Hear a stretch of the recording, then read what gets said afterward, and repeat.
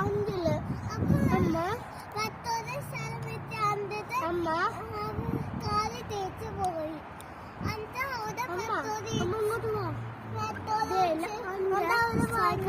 ഒരു പേരിടാം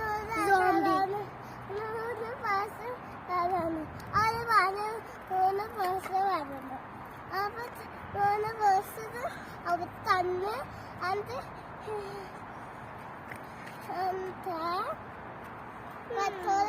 അവര് ഇങ്ങനെ വച്ചിരിക്കും